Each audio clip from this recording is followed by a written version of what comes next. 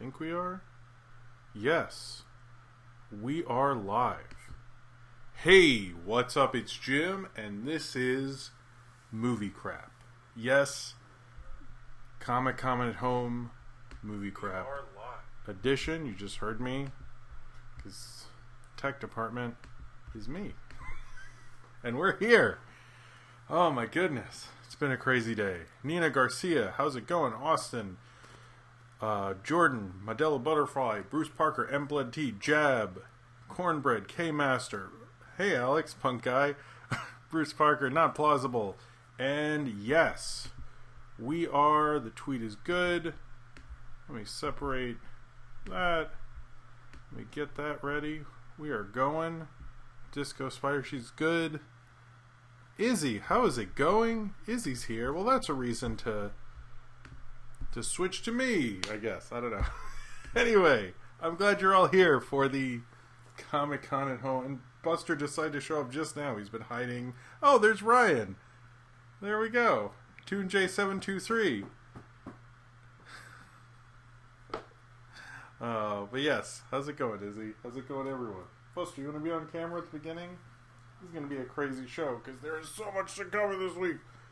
Buster decides to show up. Oh yeah, I got a haircut last week because of the. I'm glad I did. Buster, why did you hide in the closet until directly before the show? No opinion on anything. We got Buster. Yeah. Oh, did I not see Cornbread? Well, what the fuck's up, Cornbread? How you doing? I'm sorry. It's been a crazy day. This is going to be a crazy, long, weird show. No, not weird. I hope it's not weird. Not in a bad way. Just because... Oh, Izzy, I hope you have a nice haircut. Oh, Will's here. How's it going? Yeah, it's going to be a long show just because of all the Comic-Con stuff and other stuff. There isn't... Comic-Con's weird this year, I gotta say. Just because it seems like I wish Marvel had just like been like, hey, let's do a cool panel where like Robert Downey Jr. comes out and oh hey, a guy named Crystal, and all these people, all these people who like big people from Comic Con's past just like do a fun thing or just like have a new Black Widow trailer or something. So, oh hey, Austin, Jim, the Comic Con panel, the inaugural. I am wearing pants, Izzy. Don't worry. Cheers to you, Austin. First super chat of the night. I definitely need some of that Red Bull. Alright, but yeah, it's sort of weird because I feel like there should be huge earth-shattering news because it's like Comic-Con season, but at the same time, I like what we got. I like some of the panels. Some of them are really cool. I know they're not getting a lot of views. I think panels sometimes can be really boring. Sometimes can be really exciting. It really depends on the thing, but it's sort of a weird Comic-Con. I didn't notice not a ton of news today. It was all Friday, so I'm curious what's going to come out tomorrow. But for me, it was like the same Comic-Con, except I got to watch more of the panels. That's really what it was. As for what's been going on, not too much. I got videos off out almost every day since last Movie Crap, I believe. Which has been crazy. I think that'll happen this week as well, and then I'm not doing that for a while, probably. But it's been cool just because I have the material and I want to get that out. I showed, since this always comes up, I showed Sophie Charlotte's Web, the Hanna-Barbera film, which was really cool. Oh, Niju Kichu's here. And it was, that's always a good movie. I really like that film. It just holds up really well. It's probably the best animation Hanna-Barbera ever did, really. I mean, it's kind of, not that they're known for their great animation, but I thought, yeah. Other than that, I don't think too many crazy things. I'm getting used to these lights. That's kind of been interesting. I watched Close Encounters this week. That was exciting. As you can tell if you watch my Spielberg video. Anyway, isn't Watch Mojo a person? Is Watch Mojo a person? Is it one person? That's like... I would love to talk to that one person who's watched Mojo. But the voices change. Can they change voices like that? Like very gendered voices? I'd be impressed, I gotta say, if Watch Mojo's a person. But now I'm going to be thinking about that. No, that's Watch Mojo Jojo. Ha! Alright. Did not expect Kissing Booth 2. I wasn't going to talk about Kissing Booth 2, but what was the last Blu-ray I bought? I don't even know. Might be Spider-Verse. No, it's probably like Moana because we were worried it was going to go away. Anyway, yes, there is a lot to get to today. There are a lot of stories. But before we do that, you should check out, if you're having a good time here. I saw a lot of people were having a good time in the chat before the show, but if you like the community in the chat beside me, or are watching this later and we're like, oh man, I've always wanted to talk to those people. Well, they're all on my Discord all the time, so you can go talk to them and chill with Austin, all these cool people, and Zane Powers, and they're ready to chat with you, right? I mean, not, in the Discord channels, not, yeah, you know what I mean. I hope I didn't make that weird. But anyway, it's a good community. It's a great Discord server. If you want to interact with me, there's channels like Ask Jim. So if you want to ask a question or I never get to your question, go there. I literally answer all of them. I'm going to do that right after the show, hopefully. I try to keep up on that. There's also suggestions for Jim for stuff for me to do during the show, as well as review. So if you want more of a line of contact, it's a great way to do it. And they run a good Discord server, I have to say. As well as if this show and pretty much everything I do is supported by viewers like you, either through my Patreon, which has a new exclusive video every week. I'm going to have it's a Cleese the Fetus commentary coming out next week. I have Knock Force commentaries of every Knock Force quickie. I have like exclusive things that I'm like just want to show people and everything like that. So it's a great Patreon, but as well as super chats during the show help me continue to make videos and continue to make content. And I very much appreciate it if you are financially able to do so. It really means a lot. Also, and thank you, Austin, for bringing this up. I was on the first podcast that came out today. You can actually listen to that on any podcast app, I believe. That was a good time. If you want to listen to that, it was posted. Thank you, Austin, for posting that in the on my Discord, or on the Discord. It's pretty much Austin's Discord, and I show up sometimes. That's really how it is. But because him and Zane Powers do a great job. But yeah, it's that was a cool podcast to be on. I was very happy to have done that. That was cool, and it was like a podcast that's on phones and stuff, which is the one I'm on regularly, but it's a different one. Anyway. I don't know.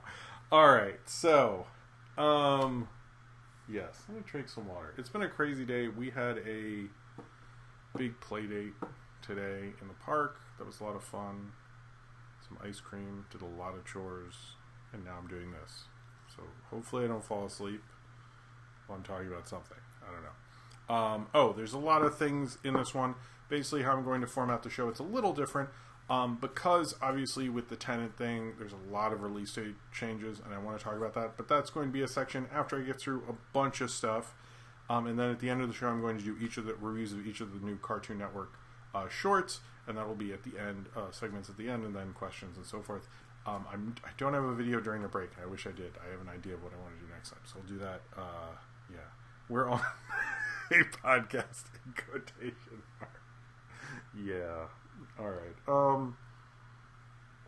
So, you okay, Jaws? I'm not calling him Bruce. The shark's name is Jaws. Deal with it. All right. Before we get to all the serious news of Comic-Con and is Paw Patrol canceled and Comic-Con and what shows have been picked up or whatever, the Tom Cruise in Space movie has more news. I know you're excited.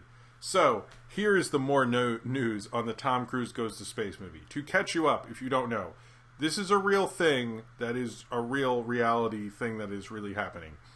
Tom Cruise, with Elon Musk, is going to go to space, that's where space is, in a spaceship and shoot a movie there.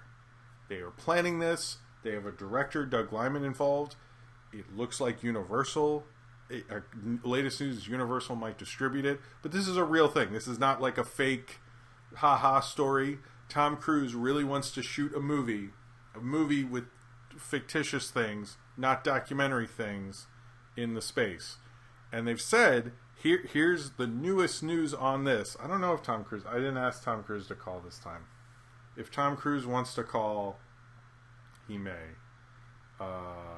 But let me move this. Let me move my little table. I need to do a time lapse of how I put this together. Anyway, I don't know why I shared that, but anyway.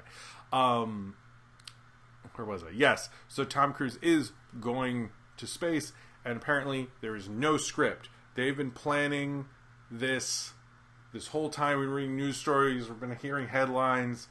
They just literally went, what if we went to space and we shot it in a movie? And then someone was like, that would be awesome. And they planned it and go, oh, I think we need a script to make a movie. But apparently it will cost at least $200 million. Oh, hold on. We have some super chats. Hold on. Will said, the real Luna Park, LOL. That's true. You know how many times they write pieces and they have to explain that even though Doug Liman and all these people are involved, it's not Luna Park is like hilarious to me. Like, Luna Park is probably getting more SEO from Tom Cruise in Space Movie. And then Zane Power's like, am I still in the movie as Tom Cruise is psychic? I mean, the script's still in development, so I don't want to be confirming, but it seems highly possible Zane Powers is still in the movie right now. Cheers to both of you. And cheers to Will. I just love that they've been talking about this. They're like, it's going to cost like the most expensive movie ever. And they're like, so what's the script? Oh, we just thought about Tom Cruise in space. We didn't really think about the rest. Which, to be honest, do we need any more than that? Do we? I mean, he's already in space. There's a video. I made a segment out of the time I talked about what I think the plot of the Tom Cruise in Space movie is going to be. If they would like to, just have me sit in a room, give me a story by credit, I just think that would be amazing. I think I have a great idea. It's pro-Scientology, I guess. I'm sure Tommy Cruise would love it. I'm sure Tommy Cruise would be into it. Hit me up, Tommy. We can do this. Nice, Alex. $3 bill, y'all. I mean, come on. Let's bring the Mission Impossible Limp Bizkit back. That's what this America needs. I think America actually has too much of that right now, which is the problem. Anyway, so next up, in more goofy news stories, apparently Paw Patrol is canceled. You're welcome. No, apparently there's a White House press thing. They're talking about Live PD, which Live PD was not canceled by cancel culture. Live PD was canceled because they erased footage of someone being murdered. That's why Live PD was canceled. I've noticed how people have forgotten, like, Cops was canceled by cancel culture, but should have been canceled a long time ago. Live PD was canceled for a real thing. Paw Patrol was also canceled because they filmed someone being murdered, but that's a whole other thing. But actually, no, that's not true. Paw Patrol is not canceled. It's not canceled at all. Would I like it to be? Sure. But we don't watch it, so it really means, like, literally nothing to me. literally, like, I watched it, I was like, this is a horrible show. And we just don't watch it. So it's just like, puppy dog police toys in the stores. And I'm like, cool. You made you made cops into cute puppy dogs for children, and nobody has a problem with that. People still don't have a problem with that, which is an issue, but no, Paw Patrol is not canceled by cancel culture. I mean, if I was running cancel culture, I would have taken that out. I would have also been like, why is the Help still on Netflix? Why do people still think that movie's okay?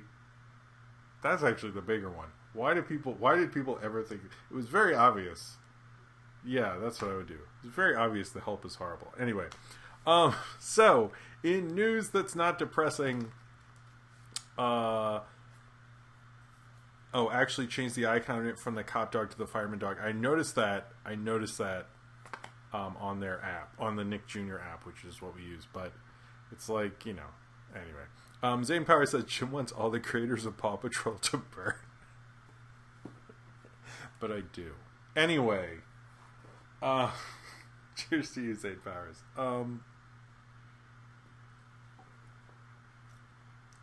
Octavia Spencer regrets The Help because she has taste. Fun fact, Paw Patrol was actually made by Keith Campen, the creator of Bob the Builder. Gross. Anyway, I was never a Bob the Builder person. We've been actually watching a lot of Dora, because I've gotten more into Pluto TV, and they have a Dora channel, and she's been, and I'll just put that on. But the problem is Pluto channels never stop, so it's like hard to get her away from Dorothy. So the Dora era has begun. Enter Dora, I guess. All right, so Sonic 2. This is the only release date stuff I'm going to talk about before I get into how everything's release has changed. But it was announced a date for Sonic 2. I think this is incredibly optimistic because they can't like start shooting. This has nothing to do with the fact that I think because of COVID, I think it could not stick this date. But as of right now, Sonic 2 has a release date of April 8th, 2022. That's sooner than I thought it would be. But yeah, so they are committed to saying that Sonic 2 will come out on April 8th, 2022. I just thought I'd put that one in there early because I figured, yeah. All right, so next up, Mao Mao has been picked up for season 2, which is awesome. I like Mao Mao. I'm surprised how much it has been, how well it's doing. It's such a weird cult show, which sort of explains those shorts that Cartoon Network put out and what they're developing, if that's the kind of stuff that's doing well. But I like Mao Mao. It keeps we haven't watched it in a little bit, but I do enjoy it. So I hope it continues. That seems to be sort of the this era of Cartoon Network is sort of the Mao Mao. We're in the Mao Mao era right now. Although I think that network really needs a show that like totally reinvents itself. Like I think they're sort of due for that. And I don't think Mao Mao necessarily does that. It's just sort of like a longer version of Buster. You're really pushing this today. A longer version of the Adventure Time influence. But I still like Mao Mao a lot, so that's cool. So Infinity Train book 3. So this is sort of weird because we knew book 3 was coming to HBO Max, and then suddenly I'm looking at a article that's like things coming to HBO Max in August, and I go, oh yeah, when's American Pickle come out? I'm scrolling, and then suddenly it's like Infinity Train book 3. I was like, what? We just heard about that. Like what's going on here? And it just like all of a sudden, Buster, come on, he's like playing with, oh great, okay, whoa, okay. Okay, hey, Flip a Dip Dip's here. Okay. All right, we're good now. Sorry about that. Yes. So, yeah, suddenly it was like, it has a release date. And so, sort of in an unofficial capacity. And I sort of didn't get, like, why they released it in such a way. And I tried to ask people, like, was there an official thing? And no one seemed to... Everyone was like, no, it just sort of came out. You know, whatever. You had the cool... They did, I will say, the Infinity Train... Comic-Con panel was actually really cool. They posted it as a separate video where Owen Dennis explains multiplane kind of with animation. So he kind of, what's funny is he has to talk about 2 animation studios, but he can't say Disney, who's famous for making the huge multiplane camera. But he can't say Disney because it's Warner Media. So he couldn't. He's like, this one studio, and then there's like this other one. I'm like, do you mean the Fleischer Brothers and Disney? That's what he means, by the way. But otherwise, it's a good video. He's cool. So if you ever wanted to have that explained, and it's actually probably the one, or the multiplane thing explained, and the Comic-Con panel for Infinity Train was actually probably, I think, if you're interested in learning about animation, best panel. Check that out. They did a really good job. But it's all like people who work on the show, like no voice actors, no sort of bullshit panel stuff. It was like sort of educational. It's like talking about the cars that they develop, how they develop cars, all that stuff. So I actually think that's, other than the Mystery Science Theater one, I need to actually listen to more, and I want to, and I'll talk more about that later. But yeah, it was a good panel.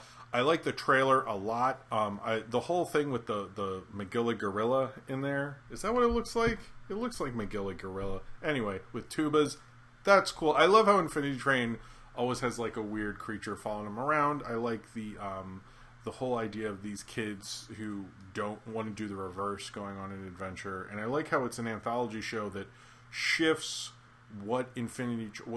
shifts the kind of story they're doing in Infinity Train. I don't know, like after 2, I was like, how are they going to do 3? But I want them to do 3, And now with 3, I'm like, I just want to know what their thing would even be with 4, but I think we'll, get a hint of that when we see it. But I'm really excited. I'm just like shocked. How close are we getting Infinity Train seasons? It's just like, did anyone think like within, I think this is like a year after book 1. Like I thought we'd get book 2 at this point. If you had asked me after book 1, it's just like, it's crazy how fast they're pumping these things out. But I hope, the quality of book 2 is really great. I hope book 3 works out. It's actually called book 3, Cult of the Conductor. Is it really? Is it? Is it really called that? I kind of think it is now. Anyway. Cheers to you, Austin. But Owen wants 8 seasons. Jeez, that's a lot. But yeah, Infinity Train book 3. It's like it came out of nowhere. I don't think anybody really thought that this would. Oh, apparently everyone's like yes, no, yes, yeah, cult. Okay, that's a cool. Oh, he says it at the end of the panel. Well, clearly, I didn't get to the end of the panel, unfortunately. Their image is because it's a sideways infinity symbol, and yes, that is the book's name. Okay. Oh, I didn't know. Okay. 8 seasons in a movie. Yeah. All right. Anyway, I would like 8 seasons. Of course, I missed the part. Damn it. Oh well. But I think 8 seasons would be cool. So are we gonna get 4 in January? Is it gonna be like August, January? That would be neat. I would be cool with that. I hope more people get into the show now that it's on HBO Max. I've heard of some people, but I think once it's on, they have a new book or season, I think more people will get into it because they'll probably be promoting it more. But it shows that they have faith in it because they're pushing it more for HBO Max. So I hope they aren't on Cartoon Network, but whatever. Also, okay, so now we have in other animation news, Adventure Time, Obsidian had a panel. They didn't show you much, but they did show you this poster, because I know how to do things on OBS now. That's the poster of Adventure Time, Distant Lands, Obsidian. It looks really cool. You can see me. There. Wait, where am I? No, I gotta go back here. No, you can't. Okay, this is a dumb bit. Alright, but Adventure Time, Distant Lands, Obsidian, we still don't know when it's going to come out, and really not much about it, although it's going to play into their relationship and it's going to be about them. To my understanding, this will come out this year, but we'll see about that. But that's the trailer. That's not the trailer. Sorry. That is the poster, and I hope you would enjoy it. I'm going to have another poster later on, because I know how to do things on the OBS now. Or really lame things. But I thought that was cool. Alright, so the return of SharkBoy and LavaGirl. I don't think anyone saw this coming, and I got a kind of a question from Will about it, but I'll do my part, and this is a Patreon question that would be later, but then anyway, let me do this and I'll get Will's Patreon question because it's relevant to this point and why bring it up later when I'm not talking about it. So, SharkBoy and LavaGirl will return in a Netflix movie directed by Robert Rodriguez called We Can Be Heroes. This would sort of be like an Avengers but with little kids, and in it one of the characters will be the kid of SharkBoy and LavaGirl who's 6 and has both shark and lava powers, which I think sounds really cool. I'm curious, to me it's like, could we just do a Robert Rodriguez kid movie and even have obviously I think everyone's asking about is the Spy Kids in this. I haven't heard anything about that, but it seems at least SharkBoy and LavaGirl in this. I think he should bring the Spy Kids in. I know that Spy Kids 4 didn't really work out, but people love the Spy Kids. There is apparently one of the reasons Netflix really wanted him to make apparently it's Taylor Lautner, both the cast. That's what I've heard. But if he apparently the Spy Kids animated show that's on Netflix was doing really well, and a bunch of the Spy Kids Robert Rodriguez kind of stuff, and they asked him to make a movie again. So we'll see what's going to happen with. We'll see what's going to happen with this, but I think it could be really cool if they had, the Spy Kids in it, if they had more references in it, although that isn't on the cast list, which is how people found this. But we'll see how this is all, we'll see how this is going to go. But it is kind of interesting that that's happening. I'm surprised at the interest I saw online of it, because I know this was a movie he shot Sin City during the nighttime and SharkBoy and LavaGirl during the day, is what he always said. And I was, it's kind of funny, as cool as he was at the time, like, people always sort of respected the kids' movies when I was in film school and stuff, but I've never seen SharkBoy and LavaGirl, so maybe I will review it or something before We Can Be Heroes comes out. I was going through Spy Kids footage for Spyscape thing recently about Robert Rodriguez, and I was like, man, I need to sit down with these again. I haven't seen that many. But let me get to Will's question about this. That would have been later, but it's like sort of relevant right now. So this is Will's a Patreon question from Will. It says, I know it's fun to meme about the SharkBoy and LavaGirl thing because it's so epic, but why do you think Robert Rodriguez is bringing his movie universes together? Do you think in the, of course, totally happening Alita sequel, we're going to see a cameo of Spy Kids, for example, or some weird callback to shorts or something? I don't know. Possibilities seem endless. Rob's just lost his mind. I think, Will. I think, one, it's the Netflix thing is why. I don't know if he'd do it in an Alita sequel. I do think he should do, I do think he should do more of the references of his other kids' films. I think that would actually be really cool. I don't know why he doesn't do more. I know he did apparently a $7,000 film that someone was talking about recently. I know that's going to be on Tubi, so it seems like he probably wants to go back to his roots while also being a big Hollywood director. So either if there's an Alita sequel or he does another thing from Cameron or whatever, it seems like he sort of wants to return to being Robert Rodriguez again, and this is a good return for him, at least, to be able to do that again. Anyway, so we have a super chat from Zane. He said, what did he shoot at dusk and dawn? Hilarious. He probably slept or something if he does that. El Rey is a pretty cool channel. It needs more programming, but choose to use the powers. And thank you for the Patreon question. Well, alright. When will he make a show for Quibi? He probably did. Didn't everyone make a show for Quibi at this point? Oh. So we have the New Mutants thing. So I'm going to do another poster thing, but this is a cool poster, I gotta say. Is this the right one? Yes, it is. Okay, so here is the New Mutants poster. Is that cool or what? That is, it's kind of like a Dream Warriors, sort of like a Dream Warriors reference. If you've never seen Nightmare on Elm Street Part 3, Dream Warriors, Wes Craven was involved but didn't direct it. It's probably one of the best Nightmare on Elm Street movies, but it's a cool reference, obviously, because of the Demon Bear and because of the 80s setting, and it's a cool poster. Look at Magic with her fucking sword there, and I don't know, that to me looks like a Sienkiewicz poster, from New Mutants era, but it feels very 80s, and it the references work for what New Mutants is. I love this poster. I think it's cool. It reminds me of what I like about the that era of New Mutants. So to talk more about New Mutants, I think the big news was we all thought there was going to be bigger news, and we were going to get to see New Mutants right after. That was never confirmed by anyone, and was just a rumor people were saying on Twitter. And there was even a fake thing that's was a early commercial that had accidentally aired for Disney Plus, which I saw and looks really real, I will say, but it was not real.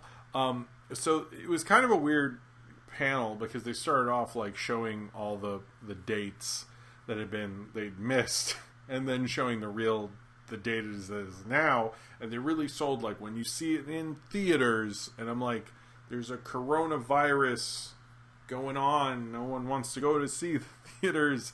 And I think if it was not the hour they were doing the panel, it was right after that they announced all the release date changes from Disney. And it was crazy in that they're but we're still putting out New Mutants on August 28th, which is surprising. I like Will's huge Monster Squad energy with that poster. That is true. That is true. Cheers to you, Will. Big Monster Squad energy. Big Monster Squad energy. Yeah, I'm surprised. The panel was cool. They had Bill Sienkiewicz actually on the panel with the cast and everything.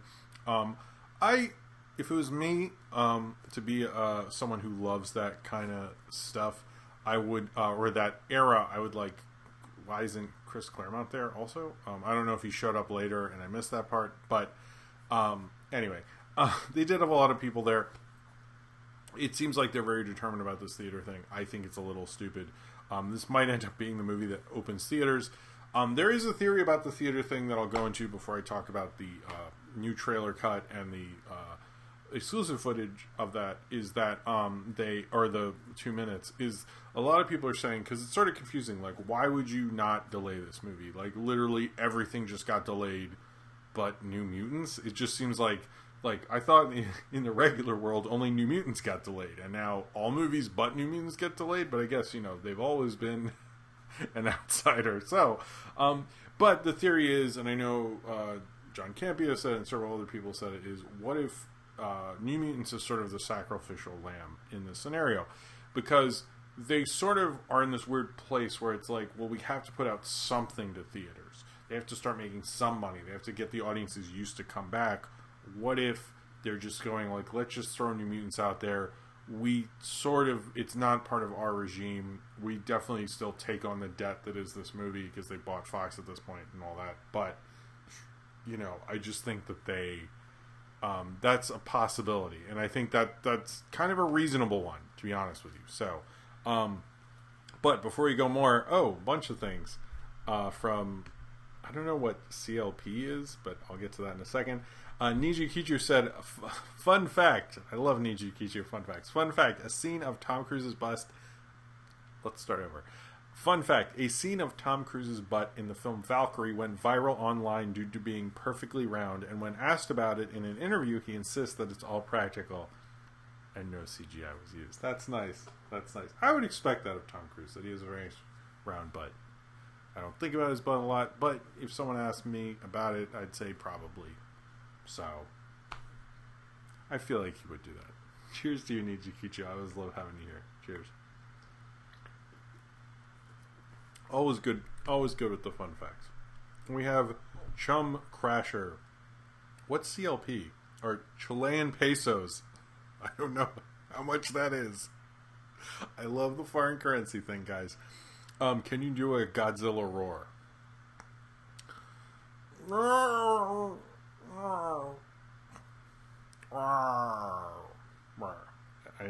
Is that good? There. Cheers to you. Only chicken, but from Chicken Run. You and the Chicken Run stuff. She was in absolutely fun. Just whatever. Alright.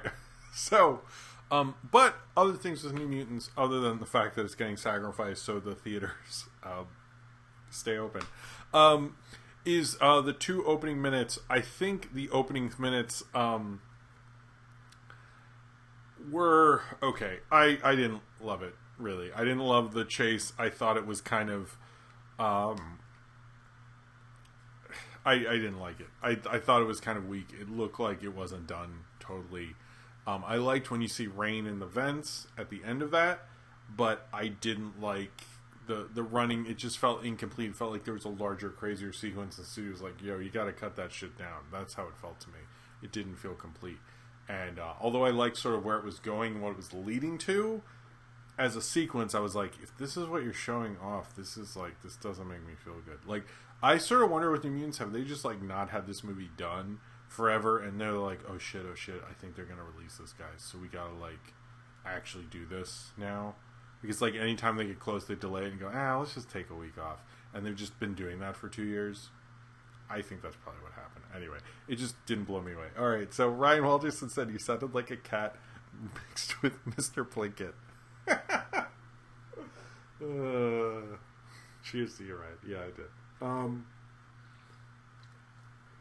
The new trailer, though, with New Mutants looked cool. But I think we need to realize... I think what's going to happen with New Mutants, it will probably come out soon. It seems like since Disney basically is like, yo, we're not moving this, it seems like something...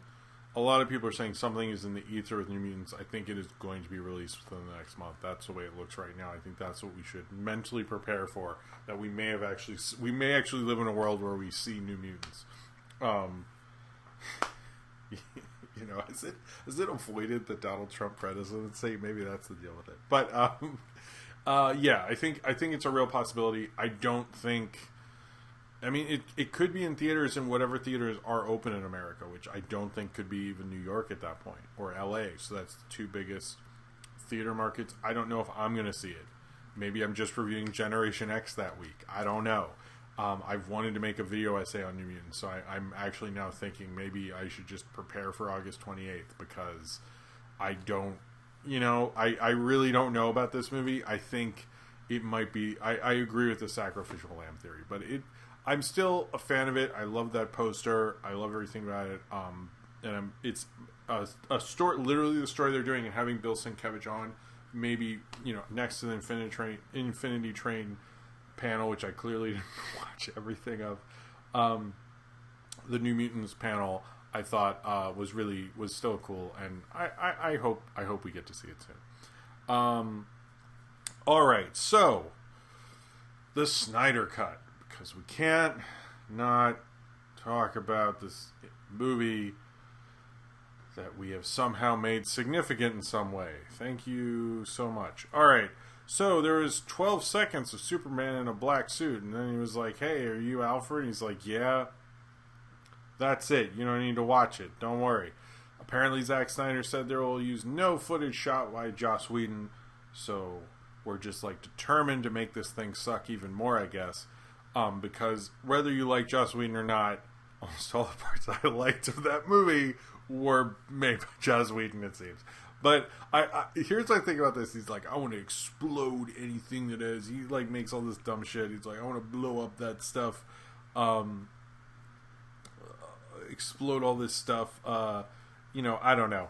It will explode the movie. Here's what I think will really happen with the Snyder Cut and the Joss Whedon footage. They'll be like, I don't need that crap. That's stupid. We don't need, the Joss Whedon footage. And then they'll be editing, and they realize they need a shot, and then they'll look at the stuff that Joss Whedon did and go, okay, well, look, HBO Max won't spend another whatever millions to make this one shot, so let's just take this Whedon stuff, and then, but it's cool, it's just a one shot, and then they'll look at a scene and go, well, that could fit, and we're supposed to make this a mini-series, so that's, I for real do not think that, I don't think that was a smart thing to say until your movie's done, or your mini-series, whatever the fuck this nonsense is gonna end up being.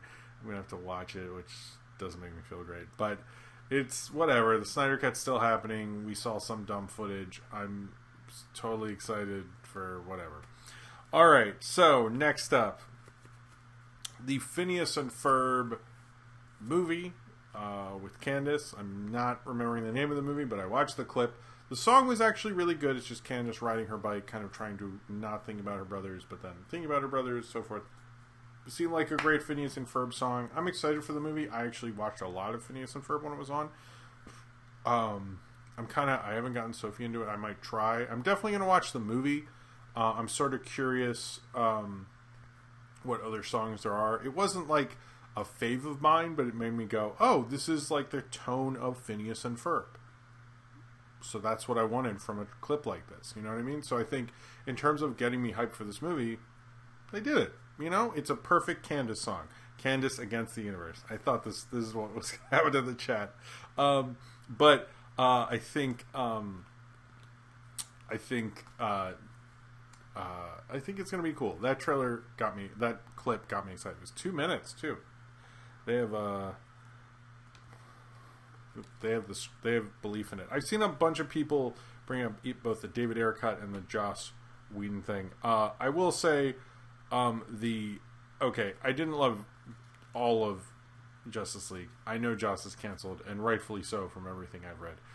And I don't remember the boob joke. I gotta say, like, I saw that movie once. I don't think about the fucking Justice League. Just like, here's the thing about the Justice League, the whole thing. That is not an important movie in any realm of possibility whatsoever. It is not influential. It means nothing to nobody except for people who've like made this into such a thing. And it's like, I can't remember parts of this garbage movie that was garbage forever. Like, I don't. And then I still have to talk about it. Oh my god, I hate Justice League so much. Like, could we just like never, like, it should just be like a forgettable blockbuster. I mean, at best we're getting a longer forgettable blockbuster. Alright, that was enough for Grandpa Jim. A platypus is a metaphor for keeping you down. Singing Gisriel Evil Incorporated. Did I do that right? Gisriel Evil Incorporated. I don't know if I'm singing this right. My mother is a platypus. Okay, anyway, this is just me singing. The George Miller one, you're right, Bruce Parker. Alright. Whoa, hold on. Austin.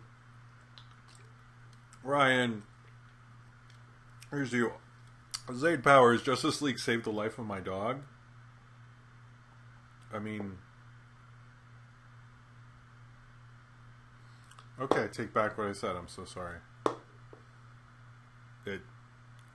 You know what? I don't understand how a movie can save... I don't remember... I'm sorry, I don't remember the Doofenshmirtz Evil Incorporated. Anyway, I'm sorry I didn't remember that. But I did sing something. I'm sorry. My teacher is a panda. I don't know how a movie would save a dog's life, but I'm glad that it did. Cheers to you. Anyway, see, I need to get on my Phineas and Ferb game. I'm very much not right now. So, in other... It's been a little bit. I do remember the platypus thing. I looked that up. I actually, you know what? I definitely look that up once a month and will listen to it. So, that I get. So, Dave Franco is going to be playing Vanilla Ice in a film called To the Extreme. Apparently, this has been in the works for a little bit. It is a big blacklist script. A lot of people liked it in the blacklist, and he's going to be playing Vanilla Ice. So I actually think that's kind of cool casting. I like Dave Franco. I think it would be a good way to show off him as a talent rather than cancel James. And To the Extreme was the name of the Vanilla Ice album. I also think like Vanilla Ice sort of has an interesting life where like he went through that weird 90s drug phase, and then he came out and he like kept all his money, and like I don't know, I think that could be an interesting movie. I think it would be a fun film for Dave Franco to play around with, and he's at least an interesting enough guy. A lot of people are like, who's playing Suge Knight and all that stuff. I think, by the way, they should get Ice Cube's son to play Suge Knight, who played Ice Cube in NWA. I think that would be... Does he look like Suge Knight? No, not at all. But why not? Who cares? It's the Vanilla Ice movie. If, by the way, there is not a sequence in Turtles 2, fuck that movie. That I feel like there should at least be 20 minutes of him in Turtles 2. Like, what's the point? Like, I don't care about anything he does other than, you know, he knowingly steals from Prince. He says that dumb thing. I think he says, like, I'm maxing like Michael Jackson, living like Bob Dylan, maxing like Michael Jackson, chilling like Bob Dylan, and living like Thanksgiving. I remember he said that. He has to do that. I know Ice Cube's... We're not talking about Ice Cube right now. I used to love Ice Cube, but from what I've been saying about him lately...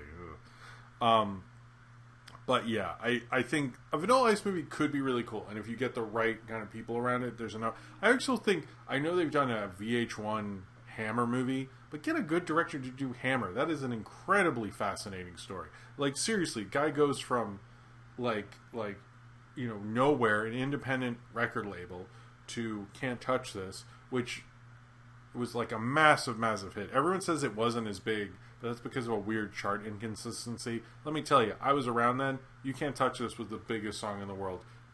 Everyone says there were bigger Hammer hits on the charts, but the charts don't mean dick if you fuck around with them. So look it up. You Can't Touch This is bigger.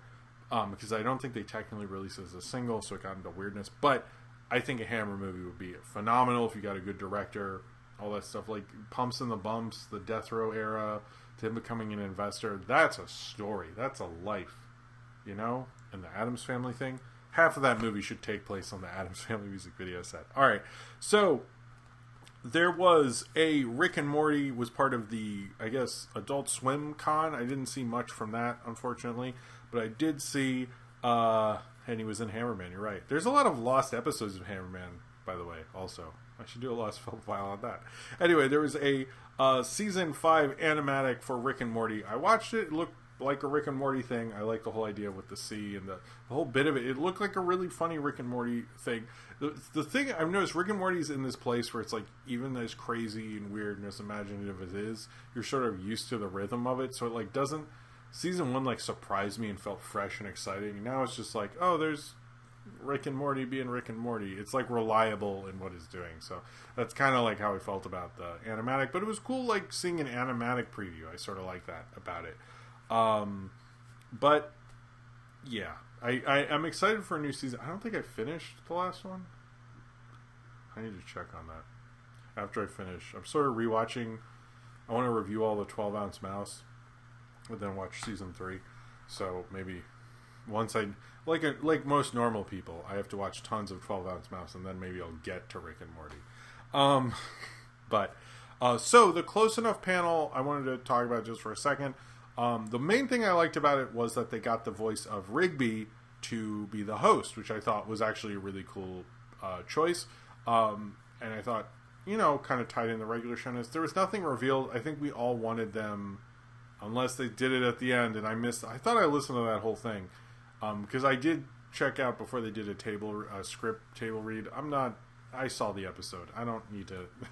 It's fine. But it was fun, but I really wanted a season 2 announcement, and they didn't give it to us. And it's just like, come on, guys. Like, that was the one thing about this Comic-Con. Like, we need big announcements. Like, I want big announcements. I don't want, kind of interesting stuff that I thought would have been cooler. But it was if you like Close Enough, it was cool seeing kind of a regular show reunion in that. And, yeah. Ryan is right. Jason Mantzoukas is just a personality. I just love when Jason Mantzoukas is on anything. He's just wonderful. Okay, we're making good time. I was very actually worried about tonight. I'm still worried. We're not done, so who knows? So the Mega Man. Let me have some water if I'm messing up what I'm about to say. So, there's going to be a Mega Man movie from the directors Henry Jost and Errol Schulman. He voiced Dogboy. Oh, okay, hold on. I didn't know he probably mentioned that, and that's when I was doing dishes. I should have everyone else take notes on this stuff, but I thought it was still cool. It was still cool that he didn't really sound like Rigby as Dogboy. I guess he is a voice actor. Anyway, so Henry Jost and Errol Schulman, who directed, did stuff with Catfish and did, what was that movie with Dave Franco and Emma Roberts? And I reviewed it. Whatever. And other stuff.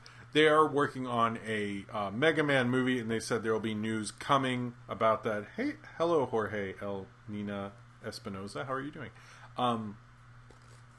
They said there's news of the Mega Man movie coming soon. So I think that'll be cool. I think that'll be cool if we get something announced. I know we've been working on it for a while, but it sounds like we'll get some big announcement soon. I don't know what that is. I don't know if it's like you guys are canceled or we're not doing this. I like everyone's like, Nerve. Okay, sorry I forgot Nerve. I did a review of it. You can check it out. I saw it in theaters, and I paid monies for it. So, or I think I used Movie Pass. Somebody paid money for it somewhere, and I gave someone else money. Whatever. I saw it in theaters. So, that film was canceled? Which was canceled? Who was canceled? Okay, Canine Guy. Alright. Dog Boy. It was Rigby. I'm sorry. Alright. I get... You guys keep me straight. Alright, so there is going to be... we've had... I guess we have 2 Ryan Reynolds things, but this is one of them. Is Ryan Reynolds and all the monies. Ryan Reynolds and Sean Levy, who is a big producer now, both on the recent Unsolved Mysteries and Stranger Things at Netflix, so he has a lot of power, is directing an action-adventure film with Ryan Reynolds, and it's going to go to Netflix. No one knows what it's going to be about, but it's going to happen at Netflix. So good for them. Cool. You know? Edgar Wright is sort of announcing a ton of projects. Edgar Wright's one of those directors who I will entertain you all and tell you what he says he's going to work on, but he's kind of like a Tarantino in that he'll just announce a bunch of crap, and then we're sort of like, neat, is any of this getting made? And it never does. So I'm just going to like tell you about this and tell you I think this would be cool. Free Guy is still coming out. It's on the announcement thing. Don't worry, that's going to happen later. But it's called Stage 13. It is about a movie kind of lot, and the stage is haunted by a silent film actress. If anyone was going to do that, I'd want Edgar Wright to. Will he? I don't know. But it seems like he's picking up as many jobs as he can post Last Night in Soho. Some people have said The Chain, that thing I told you about a couple shows ago, I forget which one. Look in the index on that. I don't remember, but I did talk about it. A lot of people said that one might go first. Maybe this one will go first. It sounds like a cool concept, like a horror movie in a movie studio. I think it's something that he could sink his teeth into, but we'll see if that happens. So all 8 Harry Potter movies are leaving HBO Max this month. They're going to Peacock because, or at least to Universal in some capacity. Because Universal bought the streaming rights for almost 8 years or something. So this is actually true. A couple of people are asking if Soho has a release date. I think it does. It was shifted a couple times. I don't remember if it's in my long dump of release dates or it got shifted, but I believe it's coming out next year. It was supposed to come out this year, if anyone's wondering. But thank you for asking me, Frank Clark. That is a good question. But it is... Last I checked, I don't know if it was given an indefinite thing. It was supposed to come out in 2021. But originally it was going to come out, I think, in October, which would have been nice. But yeah, it's all 8 Harry Potter movies, at least the Harry Potter movies, are going to Universal because of a long-standing streaming deal. I think most likely HBO Max is like, hey, maybe we don't want Harry Potter movies right now, and who gives a shit? But they did work out a deal. They had this Universal streaming deal for a while, and they actually worked out a deal just to get the 8 movies for launch. It was like a deal they had to work out just for the launch and for like a month or so. So they sort of delayed the inevitable, but it was going to happen. What's still happening, and I've talked about this like a lot of times, but a lot of people are like, what's going on with streaming? Why is it so weird? Basically, when they signed these deals years ago, they were like, 2025, I mean, nothing's going to happen then, so who cares? And they signed these big deals, and then like later, like a week later, their boss is like, all right, we're going to make this a phenomenal streaming service. We'll make billions of dollars, and Harry Potter will be, at the forefront. And the guy's like, damn it, man, you should have told me a week ago, because like I just sold off the rights to Harry Potter. And they're like, oh, maybe I should have told you that. I mean, it's basically like the communication in these companies was not good. But they're also making lots of money off these streaming deals, and I don't think they cared until they realized what they had done. So that's basically what's happening. That's the shorthand. Yeah. So Skydance and Paramount Animation are going to make a musical animated film called Spellbound. Is going to have a female director, which is interesting because Skydance, if you remember, is led by John Lasseter, and they're trying to show that John Lasseter isn't a total creep. Too late, he is, but he's still making this movie, and it sounds like this will probably be his big push. He's gotten a lot of Disney people to come over and things like that, but it's interesting that's what he's pushing so far. And we have a super chat from St. Powers. Why would they need him when the launch was perfect? Good point. Cheers to you, St. Powers.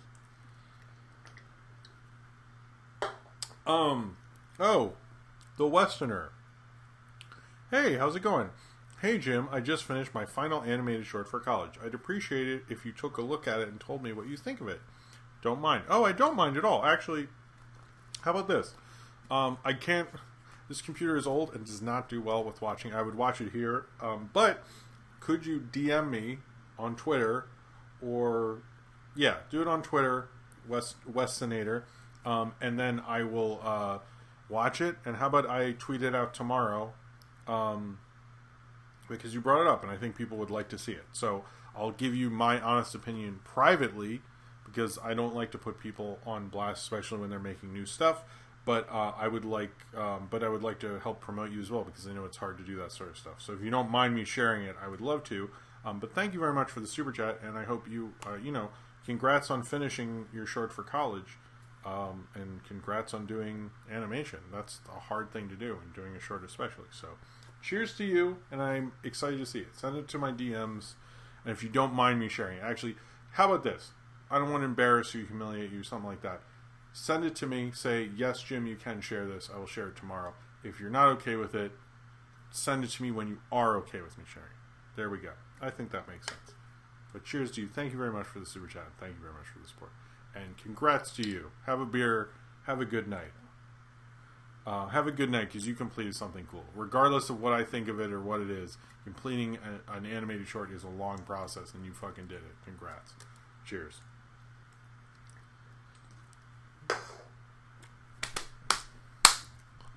J.K. Simmons is, if we determine J.K. is the king of... J.K. Simmons is the king of J.K.'s, I am fine with that. Alright. So I know I said I wasn't going to say dates, but here's the dates of Fox's returning cartoons. And here we go. So on... What? Oh, they're all... Never mind. I understand how I wrote this down. So they're all coming back on September 27th at 8 o'clock on Fox. Basically, that's all of them. The Simpsons, Bob Burgers, Family Guy, whatever the fuck they have. And then we do have an Obits section, of course. And then Duncanville will premiere in 2021. So if you want to see those things, September 27th of this year.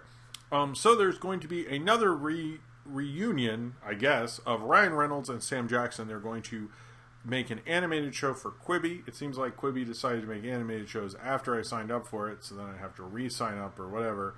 And do I still get a free trial? And then I gotta make up an email address and call myself Gisriel or something. Like, oh my god, just whatever. Anyway, hold on. Black Jackson said, little busy tonight, but we'll catch the stream later on today. Don't forget that Kevin Jade saves cinema with the masterpiece that is Becky. Okay, Black Jackson, you're amazing. I like that Black Jackson really wants me to just talk about Kevin James all the time. I think I should see Becky and review Becky. I've thought about reviewing Becky. Some people hate it because of the Nazi stuff. Other people are like, it's a fun, junky movie. I do love fun, junky movies. But anyway, cheers to you, Black Jackson Winkle. I'm sorry you're busy tonight, and I hope you enjoy watching the show later. Cheers. All right, so the show on Quibi is called, you know what's funny? I didn't do that changing around the name thing on purpose, but it's called Father Mucker. Basically, it's about Ryan Reynolds is injured, and he needs care because of his injuries, and Sam Jackson is going to look after him. I think that could be a fun animated show. I actually think if you make that short enough, it could really work. That actually sounds promising to me. So I think that'll be cool. Zane Power says, "Will you watch Die Hard when you renew your Quibi?" Maybe. I've heard good things about Die Hard. Actually, I've heard good things about that. Oh, I think we killed a Red Bull already. Second Red Bull. Cheers to you, Zane Powers. All right.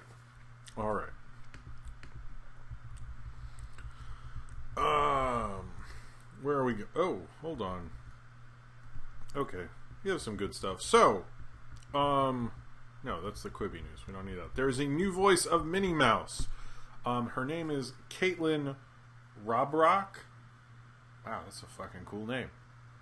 Caitlin Robrock. Is that her hip hop name? I like that. Caitlin Robrock. I'm into that. Anyway, she's the new voice of Minnie Mouse. It has more of a Midwestern vibe, which I thought was actually pretty cool. I liked it. Ryan sent me this. Thank you, Ryan. And it sounded cool. I'm curious to hear her, if they're still making those awesome Mickey Mouse shorts, her in that. I'm sort of more interested when we get to hear something from that. But congratulations to her. They make more Minnie Mouse stuff than they used to back in my day, so I'm sure she'll get a lot of work, and she sounds like a good choice to me, so no problems here. I think that sort of got tossed under the rug, unfortunately. In other news that people seem to be getting upset about or whatever, Korra is going to come to Netflix on August 14th. I've noticed that The Last Airbender, I've noticed people are calling it The Last Airbender. I've heard a lot of people going through it. I would like to re-go through it because I don't remember it very well, and I've never really sat down with it personally. But I've noticed a lot of people have been going through it and really discovering it over this quarantine, so I think it's actually been good for it. I know people have been saying, like, it's on the Netflix top 10, but I still call shenanigans on the Netflix top 10 because, again, like, why, like, we don't know what the numbers are. It feels very manipulated. It's just like, you know, I just wish there was a little more. I think there should be more transparency with it. It's just like we don't know what the numbers are. It's like you're number one of what versus what. Like, I could just stack spoons in my kitchen and make a top 10 list and then say, like, this spoon is going up, and then post another one, and everyone will be like, oh shit, spoon 3 is now spoon 2 now. What the fuck? Should I do that? Maybe I should do it. Ryan's like, do it. Post 10 spoons. Make that every week and make a poll. Oh my god. Ryan kept asking me, am I okay? I am okay, but thank you. I want to make the spoon list every Thursday and post it at a really weird time, and it's just a picture of 10 spoons, and I want people to get in fights and be like, no, spoon 10 is underrated. Go, no, fuck you, man, spoon 4 is underrated. Dude, everyone's into this spoon idea. Spoon top 10. But then I gotta remember the same spoons. I don't. This should be like an honor of Netflix top 10. Here is my spoon top 10. I will do it once. I don't know. Is spoon 7 better than spoon 3? Do it. Oh, I'm sorry. Ryan's like, I did not. Ryan will not have no part in my 10 spoons.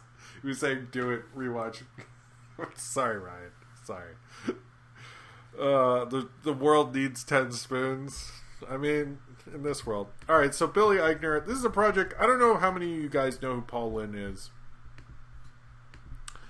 But, he was the voice, he was actually voiced in Charlotte's Web. He was Templeton, the rat. But he was kind of an interesting icon because he was sort of like a gay icon who no one really knew. In the words of Soundgarden, Spoon Man. Cheers to you, Ryan. Nice. He was kind of a gay icon because everyone knew. If you knew he was gay, you knew, but he didn't really like come out and say it. He was a center square in Hollywood Squares. He was very, like, everyone knew his Uncle Arthur and Bewitched. But Billy Eichner is going to play him in a biopic. I think that is a great choice. I think Paul Lynn, I watched a documentary on him. I've always found him really cool. I always liked him as a kid. But he has a really interesting life. He, like, accidentally killed a guy, like, way before he was famous. All this stuff. So, Billy Eichner playing Paul Lynn, I sign off on that. I will get to... Don't worry, I'm talking about Regis Philbin tonight. Don't worry, guys. Let me scroll down. Okay, we're almost at the before the release date announcement. The Obits are before the segments, if anyone's wondering. I'm not ignoring it. That's just sort of how we do it.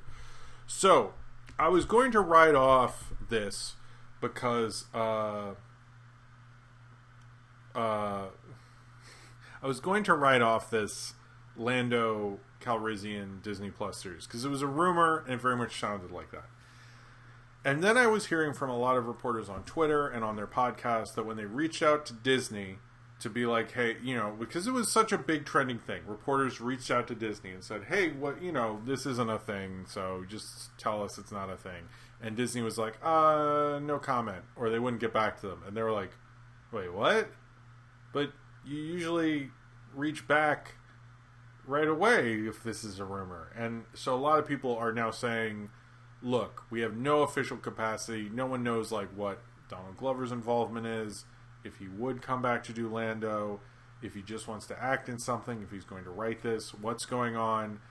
But a lot of people have said there's enough iffiness in what's going on with Disney responding, and like, I think Donald Glover's people haven't responded and everything like that, where people are saying there's some validity in the fact that everyone's being so hush-hush about it because it was becoming such a big thing. It's usually something Disney would comment on, and they've chosen not to.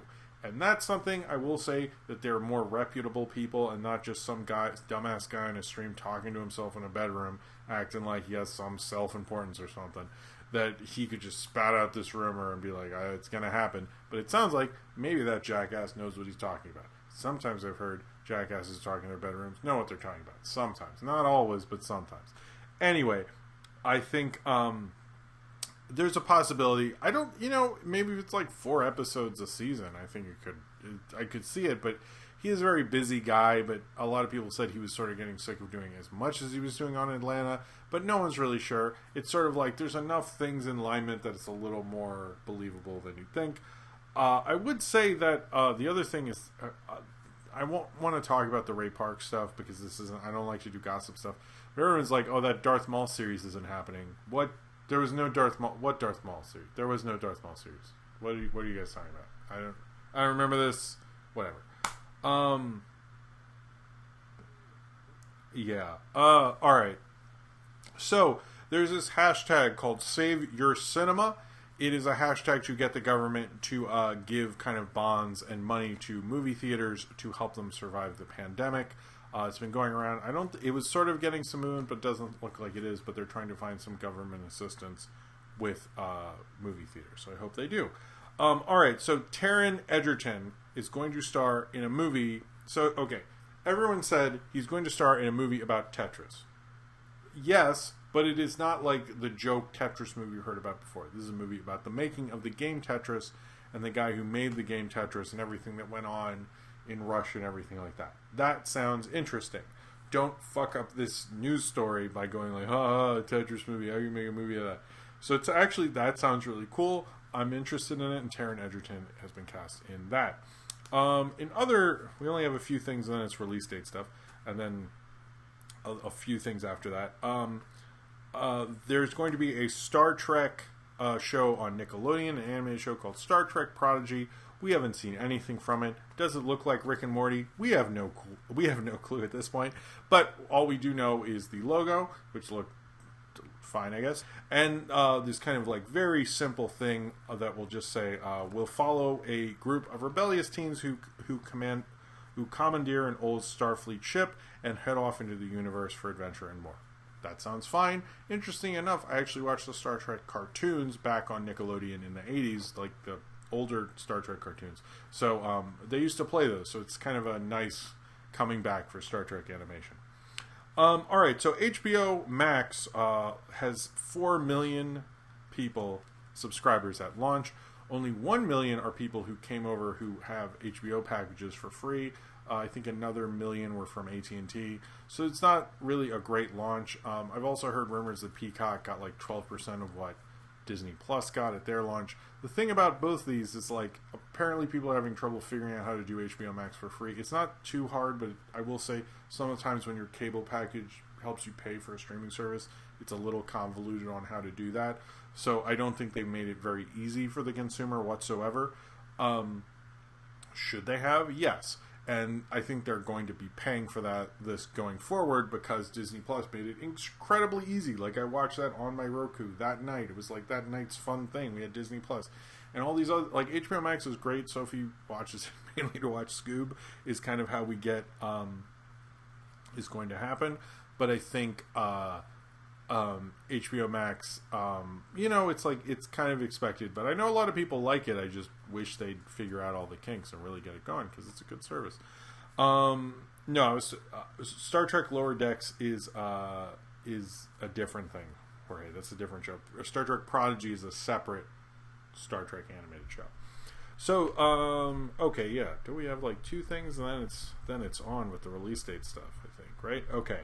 So the trailer Rogue, it's basically, people are saying it's like an extraction movie, like that's a genre or whatever, but it's basically like the movie Extraction, except suddenly there's motherfucking lions. And it's basically like Megan Fox, who seems sort of out of her element in an action extraction movie. She's supposed to get someone, and then the lions start attacking them. It's sort of like Roar, but less funny and with guns and stuff. So she like shoots animals, and the animals attack them. To be honest, it just looks like it should be called Megan Fox vs. Motherfucking Lions. I think that would have been a better title than like whatever Rogue, which is like fine. I would just say watch Roar. Roar is an interesting movie that they tried to make about lions and stuff. They actually like treated the animals well. This looks, like they used a lot of CG and possibly abusive. So that's cool.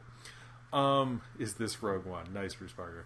All right, so Mystery Science Theater made a fundraiser, which I forget what it was exactly for now that because I'm a stupid idiot, and I'm going to click on this so I know. But they had a fundraiser that was also had to do the McGizzy fundraiser. It was basically a fundraiser. It was a Native American community center in Minneapolis, which was being rebuilt after a recent fire there, and they did a big fundraiser for that to make a Mystery Science Theater short with Joel J. Elvis, I think he said Weinstein is how you pronounce it now, and Bill Corbett.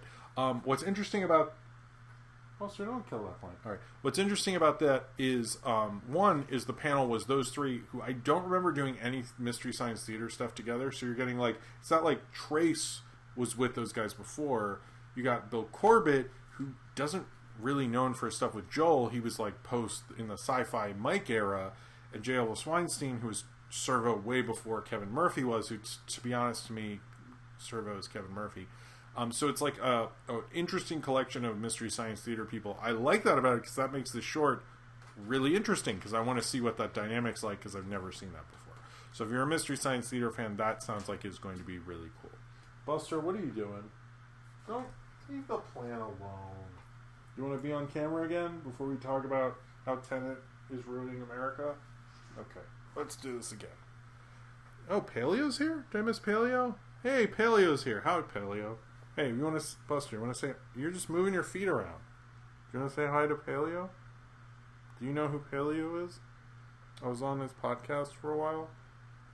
He has a YouTube channel. He likes dolphins. Oh, wow. You're going to turn your head to that? Jeez. Sorry, Paleo. I'm sorry. All right. Okay. I'm sorry. That was probably not cool. All right. Let me get some water. So, this is the big release date dump thing. So Tenet was delayed indefinitely. We're saying they kept pushing back 2 weeks and 2 weeks and 2 weeks, and now they've decided to just take it off the schedule.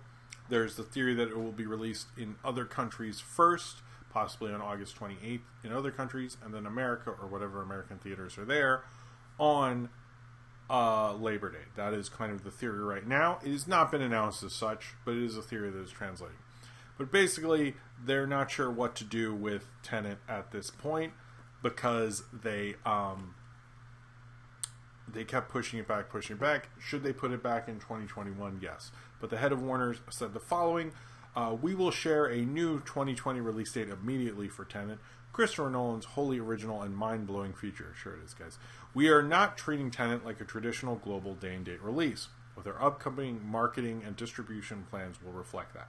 So basically, a lot of these movies are planning on doing different releases where it comes out in certain other countries in weirder times.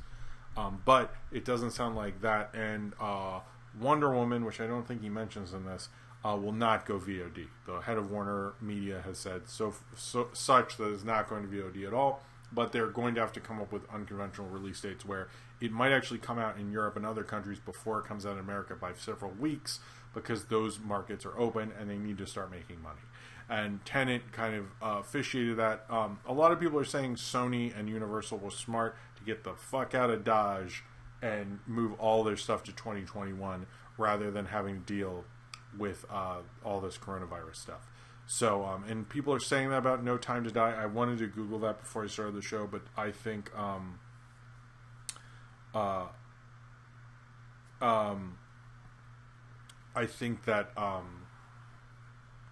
I lost my train of thought. I don't know that 1986 movie, but you can send it to me, but not during the show. But I don't know how that's going to work necessarily with Tenet, but we'll see. Look, oh yeah, No Time to Die. No Time to Die, not a new release date, has been revealed with that yet. I don't think it got revealed, but a lot of people are saying that's going to move to 2021. I think honestly, Tenet should just take the Wonder Woman date. Wonder Woman should take the Christmas date. Dune should move way back to next Christmas at this point. But in terms of theaters reopening, they got after the Tenet news. AMC, especially with coronavirus cases rising pretty dramatically, that AMC will be opening mid-August now, and Regal sent me an actual email because I'm part of the Regal plan or whatever it's called. Who can remember at this point? They're going to be doing Regal contactless concessions, where I can order all of the concessions from their app, which they're very much going to push and hopefully get people to sign up for Regal Unlimited. See, I remembered it then. So I think that is probably what is going to happen with movie theaters, is they will just bring you the food. They'll start doing it more like an Alamo Drafthouse type of situation. But it won't have as many options. But it'll just be like, here's your goobers, and then you'll be embarrassed because you got goobers. Or unless you like goobers, unless that's your life and you're fine with that, you're comfortable, who cares? Alright, so the first thing that happened, this was early Comic-Con, and I put this in here, and then I'll get to the other just release date things. Bill and Ted is now going on demand and in select theaters, which to my understanding will mostly be drive-ins on September 1st. September 1st is a Tuesday, so I don't expect it making a ton on drive-ins until that weekend. But that's actually really cool. I think financially it makes sense for Bill and Ted. Bill and Ted didn't cost a ton of money, basically. It wasn't a hugely expensive movie. So it should work out financially for it. I'm excited to see it. I really like the trailer. The trailers keep getting good and keep getting interesting. And so it seemed cool to me. I thought it was a good move for Bill and Ted, and at least we know, that we're going to get to see Bill and Ted's Face the Music. I think that's really cool. And I like all the trailers. I like what they did with their daughters when they're in hell, and them trying to make like the perfect song. And I like seeing Kristen Shaw in it. I think she's a good person for that. But yeah, that is going to VOD September 1st. That's the only one of all these release date changes moved indefinitely that went, we're just going to VOD, we're done with this. So Bill and Ted Face the Music, we won't have to think about it anymore after this. Whereas all these other movies we keep going, it got moves again. Cool. Alright, so after Tenet finally left, then it was like, okay, so Mulan's going to be the movie that opened theaters. And then they're like, Mulan has been moved indefinitely. There's not been a new release date released for Mulan. There's people saying it could go right to Disney Plus. I think that movie's far too expensive to expect something like that. It's like $200 million. They still believe it'll make a ton of money in China. We'll see if that happens. Then what happened with all the Avatar movies each were pushed back a year, and basically what we're going to get starting in 2022 is almost every year of every Christmas of the 2020s we're going to get a Avatar movie, then a Star Wars movie, then an Avatar movie, then a Star Wars movie, basically for all of it. Basically, I'm not going to release all the dates unless you really want to check your calendars for 2028 in here on December 22nd, 2028. But it's basically Avatar 2, 2022. Avatar, let's go through it. Hold on. Avatar 2, 2022. Star Wars, whatever, 2023. Avatar 3, 2024. Star Wars 2 or whatever, 2025. Avatar 4, 2026. Another Star Wars, 2027. Avatar 5, 2028. So all the 2020s, all your Christmases, whatever this world is by that point, are going to be Star Wars Avatar, Star Wars Avatar, Star Wars Avatar for this whole decade is the plan right now, starting in 2022. Which was originally going to start in 2021, and now it's just, So I hope you like them Avatars and Star Wars, because that's all you're getting for this entire decade. Cool? Yeah. In other news, in that big announcement, they did say New Mutants is sticking by its August 28th date. They are sticking with that. But here's the release date so far. David Copperfield is going to stick to an August 28th limited release and come out on August. It's still coming out. Matthew Vaughn's The Kingsman, September 18th. Death on the Nile, which I haven't seen anything for, is October 23rd. Black Widow was moved to the first weekend of November, which I should have had a date for, but whatever. Deep Water, November 13th. Pixar's Soul, November 20th. The Empty Man, I forgot what that is, but it's coming out December 4th. Free Guy, a couple people were asking me about Free Guy, December 11th. And West Side Story, unfortunately, is coming out December 18th. Then Fox Searchlight's Antlers, which I know some people are excited for, that comes out February 19th, 2021. Sony's The Broken Hearts Club, which we kept acting like was going to come out, kept moving its release date, has also been pushed off the calendar indefinitely. We don't have a release date on that. Did I say The Last Duel? No. Okay, The Last Duel. Sorry. This is the boring part of the show, maybe. Well, we only have a few more. Okay. The Last Duel has now been moved to Christmas Day. No. It's been moved to October 15th, 2021. That is the Ben Affleck, Matt Damon, Adam Driver rape then duel movie. Good move, guys. And then a Disney live-action movie is now scheduled for December 17th, 2021, where who knows what it's going to be. Probably Peter Pan from what people are saying, but there isn't a thing on that. And then Spider-Man 3... Wait, no. Okay. Oh, yeah, I remember this. Okay, so this is confusing. There's two movies on December 17th that kind of contradict each other. One is a Disney live-action remake, December 17th, 2021, and also the third of the MCU Spider-Man movies, which I thought Disney was supposed to keep that release date open, so I think there's a conflict there, but since it's an untitled Disney live-action movie, I'm sure that's going to move. But Spider-Man and that are sharing the same date, which is next December 17th, 2021. So that's what's going on there. And then A Quiet Place is now on April 23rd, 2021, which is around when the original came out, maybe, whatever. And then Top Gun has been moved to next summer, July 2nd, 2021 as well. We were finally announced with a Jackass movie, which was now pushed to September 3rd, 2021, Under the Boardwalk, July 20, well, I don't know what that is, July 22nd, 2022, and The Tiger's Apprentice is February 10th, 2023. Okay, so a few things, then I will take a break, and then segments. So, yes, that is what's going on. Man, we did it. The show isn't too long yet. We'll see. But this is obviously one you know that Ryan. Let me get some water. Man, this is a crazy show.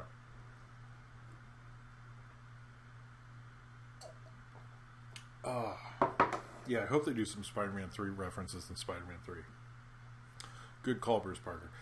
So Matt Vogel, who's the puppeteer who does Kermit currently, Big Bird, and the Count, and others, he's going to have a new podcast. It's called Below the Frame, where he interviews people who also work on Muppets and Sesame Street. That is starting on August 12th. That sounds like a cool podcast, as well as another cool podcast called Zach to the Future. And this is the coolest podcast concept, most interesting. So the guy who makes Zach Morris's Trash, whose name I forget, and I'm sure Ryan will post in the chat when there's the lag of me talking and all that, but I know he will, or someone will. But he is going to do a podcast with Mark Paul Gosselaar, because Mark Paul Gosselaar has never seen, Zach Morris has never seen Saved by the Bell. So they're going to we're going to have a Saved by the Bell expert and Zach Morris watch Saved by the Bell together, and that is going to be a podcast. That sounds amazing. I think it comes like pretty soon. I didn't put a date down, but that sounds really cool. It's called Zach to the Future. I'm excited for that. The Chicago 7 movie, that was an Aaron Sorkin film about the infamous Chicago 7 in the 60s, has been given a date of October 6th, going on Netflix. It seems like people thought Bank was coming out that date. That's a film I'm very excited for. It is about the Mankiewicz who wrote Citizen Kane. We don't have a date on that, but it sounds like Netflix is trying to kind of like load up a good fall of awards movies. They seem to not care that the Oscars are going to get delayed, but maybe they've moved Mank because of that. But Chicago 7, which is more of a courtroom thing, will now come out on October 6th. There was a Vanity Fair thing about that, and one actor said he really wanted to be gassed for real, and I just went, whatever. But it sounds like it could be cool. I think it'd be maybe like the movie to really showcase Aaron Sorkin more as a film director. He did. Ryan did. Okay, cool. There's a trailer for a film called Sputnik. Not a lot of people have talked about it. It looks cool. It's basically like if an astronaut came back from space and had like some weird thing inside him. It's sort of like if Alien, but the alien thing didn't happen until they got back, or at least that's the trailer. You presume from the trailer. It's like Russian. It's called Sputnik. It actually looks cool. I would highly recommend that trailer. A lot of people are telling me it looked neat, and I saw it, and I was like, oh yeah, it does. I might see that, actually. We'll see if I actually get to. Truth Seekers, which is a new Amazon Prime show from Nick Frost and Simon Pegg. That looks cool. I kind of want to actually watch an episode, but like it looks like a neat kind of concept.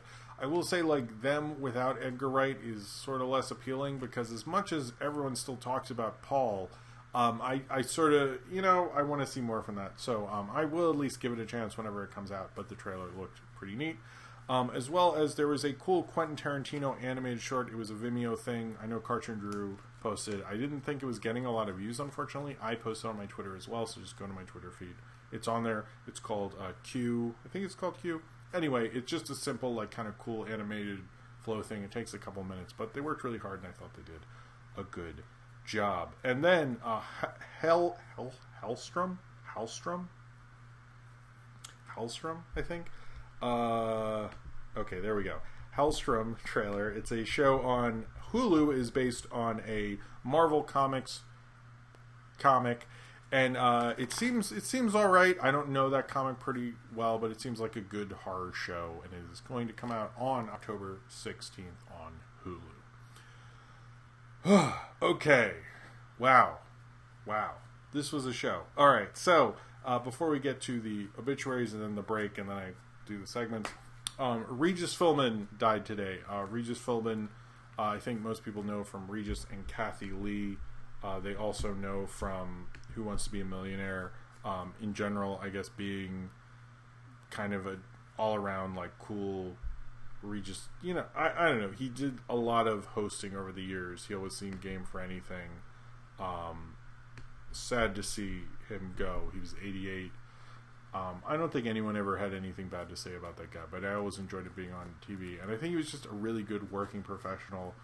He was always kind of, if you asked his opinion, he would give you his honest opinion. Actually, they did kind of opinion stuff on Regis and Kelly or Kathy Lee and all that stuff. But it is sad to see kind of one of the great titans of television go like that. I think that's like, I know he hasn't been on TV in a few years, and maybe none of you know who he was, but he's someone who was on my TV so much, and it's just sort of a reliable presence, like a really great broadcaster in general. And I think that one, I mean, there's a lot of deaths that hurt, but that was the big one. As well as John Saxon, who is in Enter the Dragon and in actually Nightmare on Elm Street and Nightmare on Elm Street New Nightmare. He's a great actor, been in a lot of big cult movies that you've probably seen lots of times. He always had that great, amazing masculine presence, and he will be missed as well. All right, so I'm going to go to the bathroom, and then we are going to get to reviews of the Cartoon Network shorts, then questions, and that's how we're going to do it. I will be right back. I think I need to get some more water. Thank you all very much for being here. And Jordan Richard's right. He held the world record for most recorded time on US TV. Play the fountain clip? No, I'm not. I don't have a clip this time, guys. I'm sorry. But anyway, I will be right back. Hang tight, and then we'll talk about Cartoon Network shorts. And I will, everybody go pee, and I will be right back.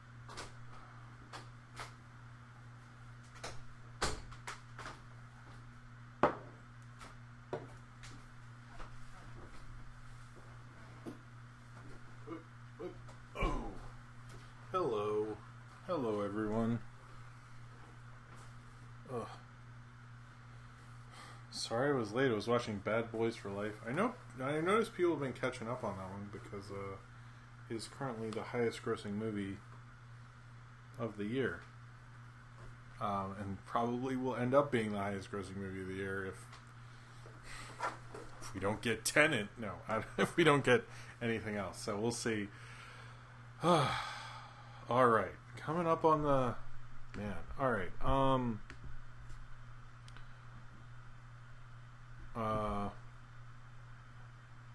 Is Jim a secret Blur fan? I like Blur. Without Jim, our whole life is Blur. I saw... Anyway. Actually, while I was getting water, I turned on the stream on my phone because I accidentally opened up YouTube, and YouTube was like, hey, do you want to watch your stream? And, oh, here we go. Yo, I'm late. You talk about G4 returning at, hey, flip a dip dip. I will talk about it now if you want. Cheers to you. I think that could be exciting. I'm a little surprised why I didn't before, but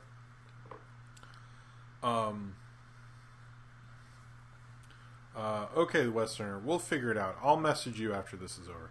I was never a big G4 person because I don't really play video games that much, but I think it's exciting. I know Pan's excited, so, sounds cool to me. I think they should. I'm surprised because that brand is so big, so. Alright, so let's get into the segments of this, because at some point I'd like to,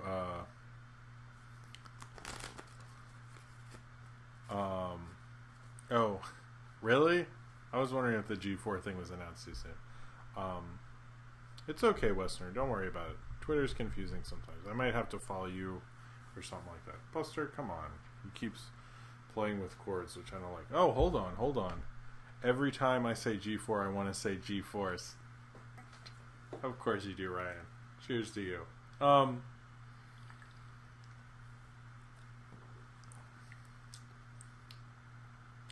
people surprised I'm not a gamer? Although I have been a gamer lately because Sophie and I have been playing Pokemon Go a little bit, and she seems to like it.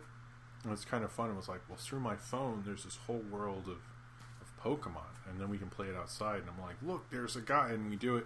But it's like, I'm not good at battling or anything, so it's mainly just like we catch Pokemon and she gets excited. I took a picture on my Insta stories of one guy. Yeah, it's been fun. That's been fun. I guess I'm gaming more than usual, but it's just Pokemon Go with Sophie. So it's cool. She likes it. It's kind of fun. It is a fun kids game, and you can, especially because with the AR, you can pick where it is, so nobody's running in the street. And there's a lot of Pokemon in my area, because in New York there's I don't know, maybe I'm wrong about this. This is what people told me. In New York there's a lot of Pokemon. If Paleo's here, is there a lot of Pokemon where Paleo is, or is it more in cities? If Paleo's here, someone ping Paleo. Wake Paleo up. Alright. I don't know, it'd be cool. Alright. So, I'm going to take another drink of this Red Bull. Because it's segment time. I'm allowed to when it's segment time. Otherwise, it's only, when the super chats.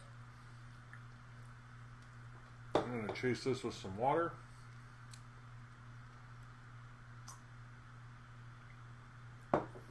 Alright. Yes, it's more in cities and rural areas like mine. There's not a lot. Oh, okay. Thank you, Paleo. I was hoping he was still here. I can only catch Pokemon when I go to town. Oh, that sucks. Yeah, it's like I can catch Pokemon in our apartment, which is good because when it was a rainy day, it actually told us it was raining before it was raining, which was weird. But yeah, it's been, I don't know. I think they should advertise that more for kids. I was telling other parents today. I was like, that's fun for a kid to be like, through my magic phone, there's a world of Pokemon. Anyway, alright. Okay. So now, I want to talk about, there are 3 Cartoon Network shorts that came out this week, and I'm going to pretty much talk about what I think about certain ones. What?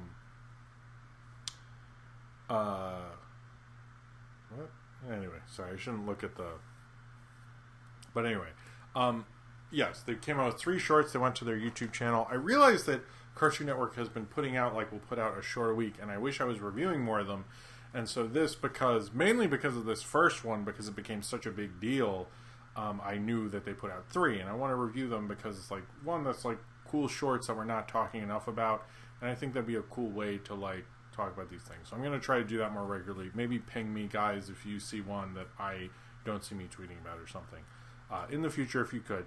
Not necessarily, you don't have to, but it would be appreciated, you know.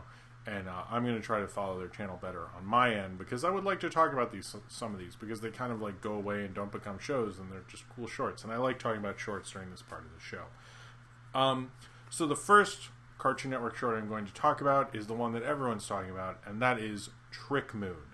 Now, Trick Moon is cool. I like it. It's like a cool concept of kind of you have these two.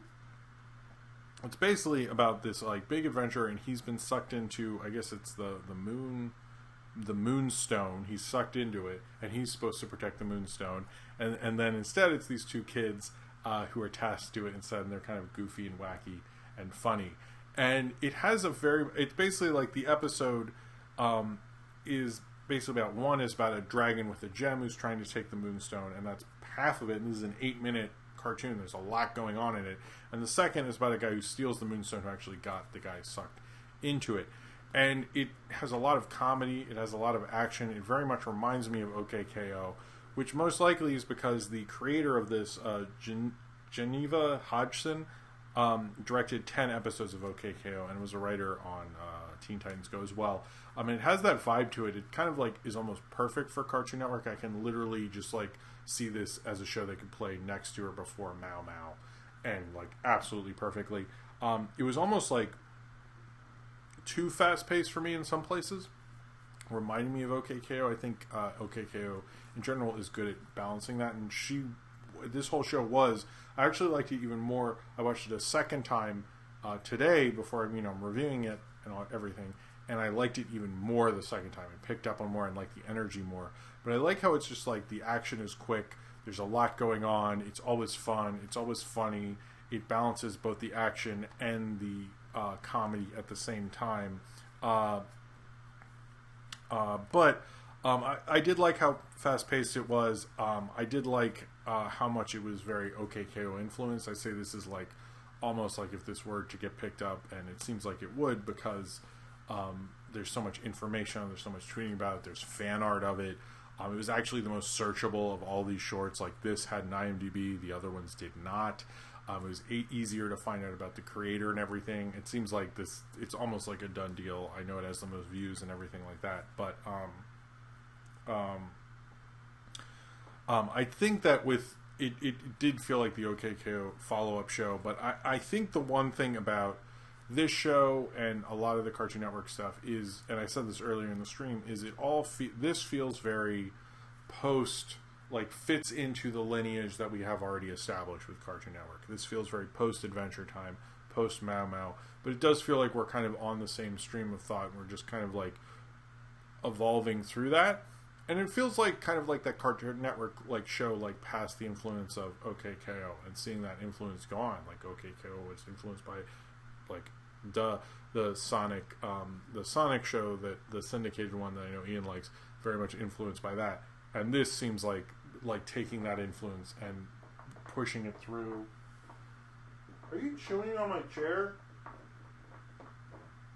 Don't chew on my chair, Buster. You become a funny cat this time. I didn't really forget about the Ben 10 movie. I just don't have enough to say about it. But sorry, I couldn't talk about everything. There were a lot of news this time. Okay, well, the Todd McFarlane documentary I wanted to actually watch and talk about next time. I can't talk about everything, Austin. I'm sorry. I had to cut a bunch of stuff this time because of everything that was going on. This did feel. It just feels like that same kind of energy that we saw from. We're seeing like this just feels like very like fits into Cartoon Network almost too perfectly, but at the same time, I like the dynamic between the kids and the kind of their older brother adventurer person in the Moonstone. I like that vibe to it. I thought it's like a cool dynamic. It was like, I want to watch them every week. I like the idea of the theme song, which you pretty much have to play every episode for people to get it. But it felt like something that would work really well on kids' TV. It also felt like a fun energy of a show. Like, I could see myself liking the show as it went on. Like, even watching this a second time made me go, man, I actually really want to see another Trick Moon. And I want to talk about Trick Moon and everything like that. So I think that would be... I think this is probably like the best of the Cartoon Network shorts I've seen of this group, but it's also the one that was the most promising because it already felt like a show. It felt like it had a whole world to get into, and it felt like it was having fun with that world. It felt like if they're making a quick reference about something, they might use it for a joke later or use it for lore reasons later, and that looked like a lot of fun. And I can understand why people are going so crazy for Trick Moon. It has a lot of promise to it, and it was just honestly like a lot of fun. And it was just kind of like a lot of fun, good, fun comedy action show. And we don't get them this perfect as we did with Trick Moon. Alright, so next up with the Cartoon Network shorts. Drink some water.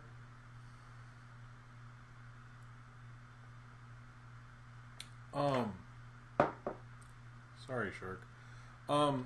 The Wonderful Wingets. Now this one, now I'm going to talk about The Wonderful Wingets. I think it's The Wonderful Wingets. I realized the name of this show, and I almost want to look it up. Let me look it up real quick to make sure I have it right. Because here's the thing about hold on. Oh, it's right there. The Wonderful Wingets. Okay, so here's the thing about this show. When I was talking before about Trick Moon and how I could easily find the IMDb and find out about the creator, it was really hard to find anything out about this online. Partly because it kept auto-correcting, and the tweet where I said where I was going to review auto-corrected to the Wonderful Wing Nuts constantly. And like I couldn't find Wingets, and it was hard to Google who the creator was and all these things. This show and how they market these and whoever creates them, please set up an IMDb, make it a little more searchable, because this just like in terms of searchability, this was sort of a nightmare, I gotta say. This one has a different vibe than the other three. It's a little more relaxed.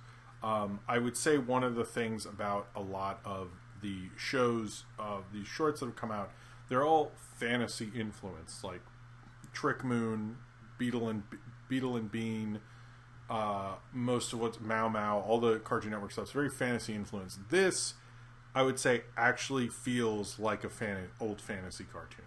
This doesn't feel hyperactive as much. This feels much more calmed down. I wouldn't say subtle, but it's just like more slowed down, not as chaotic. Like, if this was a kid's imagination, this kid didn't have as many candy bars and No-Dos or whatever. Like Trick Moon. This is much more calmed down. So it's weird watching them in a row. I sort of like the vibe to it. Basically, it's about a traveling caravan theater troupe of various animals. And they're about to play a big town. This one kid really wants to see... this one kid wants to be a part of it, but he's too young. And then while he's helping promote that they're going to be doing this big play, sees these weird little people that he accidentally crushes, and it accidentally breaks his sister's leg, who is very much an actor and is very excited to play this part, but can't because she broke her leg. And then he's going to do it, and hilarity ensues. But it was an interesting idea to do a show about a caravan theater, because there's possibilities of them doing different plays, going to different towns, things like that. I don't know if that's like that's like a cartoon that sounds interesting to, a weird art movie kind of concept. And I sort of appreciate it as a short. I don't know if it, I don't really see it as much like fitting with Cartoon Network. It feels very different. In a good way, actually, because it feels very much like a weird fantasy sort of thing.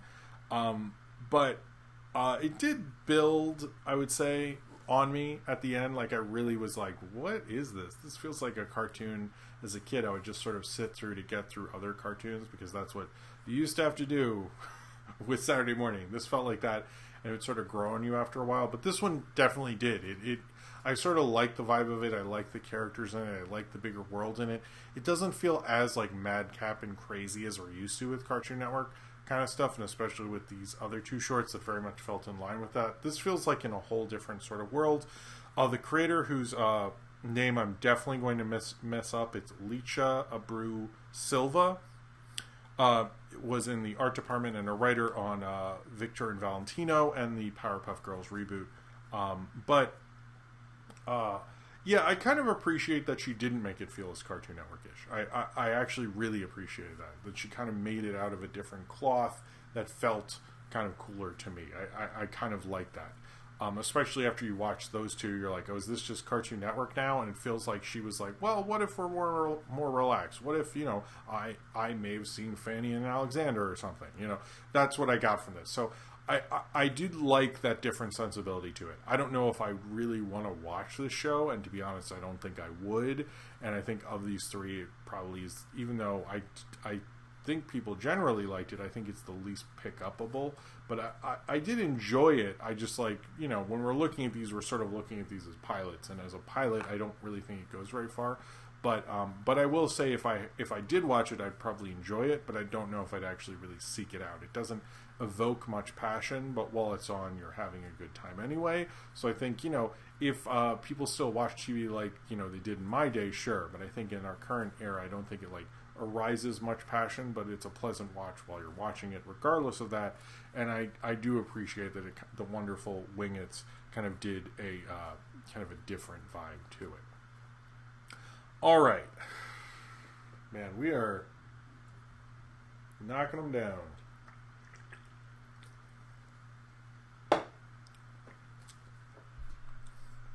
Okay, Beetle. Now I'm going to talk about Beetle and Bean. So another time, so Beetle and Bean. Beetle and Bean, I get the impression that some people don't like. I haven't heard the best things about it. I sort of like it, and this is another one that grew on me. At first I'm like, so he's a bean and that guy's like a magnet something? I was like, this seems just too far out there in the Cartoon Networkness, Trick Moon felt like the good balance, felt sort of digestible and well, in a way, with all that. Beetle and Bean felt like, an art school kid making weird designs in his strange comic who smokes too much weed or something. And I was like, hey, I'm here for you. I like weirder designs sometimes, especially for something like this. And at first I was very turned off by it. But it sort of won me over when you have this guy, this Bean, who wants to be a famous knight, and this whole kind of duel thing he's going to do with the famous knight sort of won me over towards the end, and it's sort of weird and experimental. It's stranger. I could see this being a cult animated show for the cartoon community people who haven't made videos yet, who are 14 right now. I can totally see them in 5 years making videos on Beetle and Bean and being like, it was weird, it was strange, it made me feel things. The first time I was high, it was on Cartoon Network. I can see that happening with this show. And it does sort of win you over in its sort of strangeness. I can totally see them not doing much with this. I think it is played at various animation kids festivals, actually. What?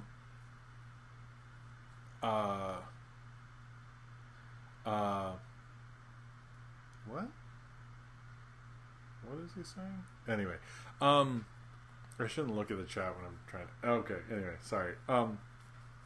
But it's played at various animation festivals, so it seems like they're trying to find new life, at least for this thing, because it seems like, it is a promising animated thing.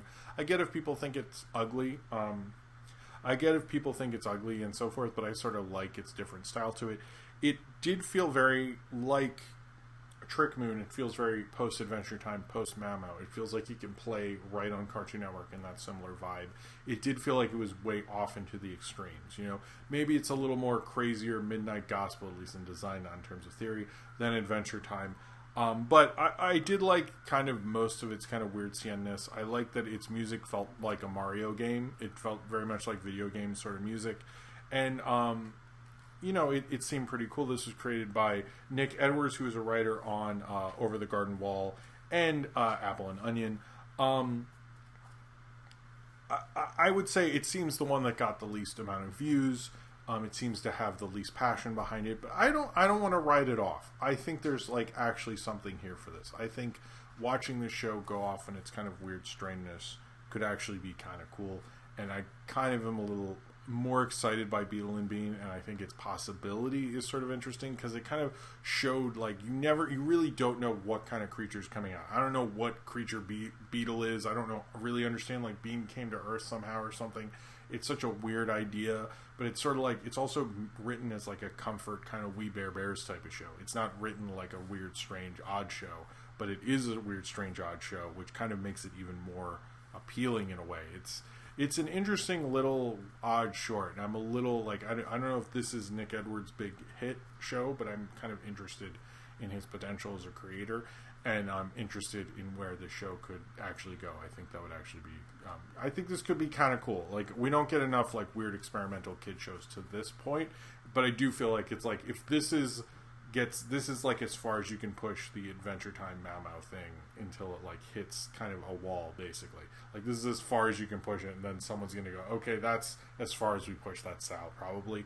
But I had an enjoyment in pushing that style to the absolute wall, so I'm kind of cool with Beetle and Bean. Probably cooler than you expect me to be, but I sort of like it when animation gets weirder and stranger. I'm a 12-ounce mouse fan, so maybe I'm more inclined to like something like Beetle and Bean, but I thought it was pretty cool. Alright. Let's do questions. Hey, we're not as over as I thought we'd be. I was worried I'd be here till 1. I think I'm just going to do, after these 2 questions, I think I'll do 10 minutes, and that's what we're going to do. So, question from Austin. Yes, the Austin we know. These are the 2 Patreon questions. I answered Will's earlier in the show, but thank you for submitting it, Will. Austin asks, do you think that it is an okay. Does Weezer do the theme song? That would be cool. I don't think so. But anyway. Austin asks, do you think it is egotistical to star and be the main character in a TV show you created, or just a way to keep costs down as you wouldn't have to pay an actor to play the part, also speaking more to the animation side? I'm assuming you're talking about J.G. Quintel in that point. I don't think it's necessary. I think a lot of people would say that's egotistical. I don't necessarily think it is. I think there are certain ways you can do those certain things and there's different ways to express yourself.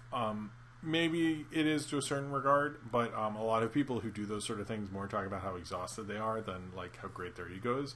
But I can understand feeling that way. I've never looked at it that way. I've looked at it more of like, oh, it's him acting and it's him writing it. This is like as much pure him as it is. But at some point, like there's certain shows I watch from creators who I think you are getting their pure selves despite that. So I don't necessarily feel that way, but I can understand how people can take it that way. Sinram asks, yes, that's Sinram, who's not here tonight. I wish he was. I hope he's doing okay.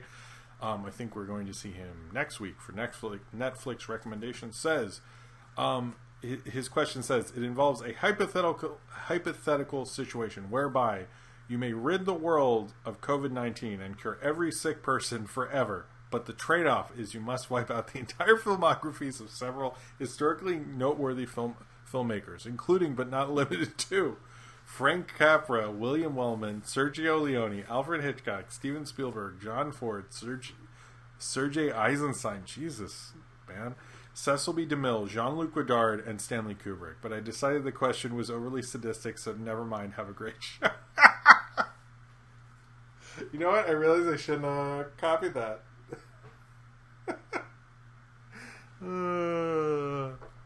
Maybe like one of them, but not all of them. Sorry, Sidram. Maybe not all of them, but some of them. Some of them. Who would I pick, though? Guess you can't get rid of Eisenstein. Cecil B. DeMille, I'm not the... I wouldn't... Would we really miss Cecil B. DeMille? She would just say, I'm ready for my close-up, Mr. Capra, maybe. Yeah, I guess that's what we have to do. Alright, let's read a few questions, and then we'll call it a night. Where did the questions start? I should write question. Maybe I should do that. Okay. Jacob Shelter said, what's with the hair, Jim? Did you cut it yourself? I did not cut it myself. I went to I got it cut because it was getting too long. It was getting in the way. And I like the haircut. We were very safe, both wearing masks and social distancing, but I needed to get a haircut. It was getting too long. So that's what. I didn't cut it myself. Nathaniel Fogel, what's the weirdest collectible you own? What do you think, guys? Maybe these. I like those a lot. Maybe I have the Yoda. If you've seen that in a couple videos, that was in my Muppets from Space review. That is from the 90s Taco Bell thing, and is actually made for little toddlers, actually, because most lines make things for little kids so they don't choke on stuff. And that would probably be the weirdest one, because my dad actually asked for that because he knew they made those to get me an extra collectible.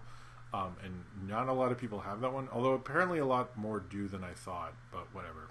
I guess that's maybe not that weird. I don't own a lot of weird collectibles. I own a weird alien figure, I guess, maybe.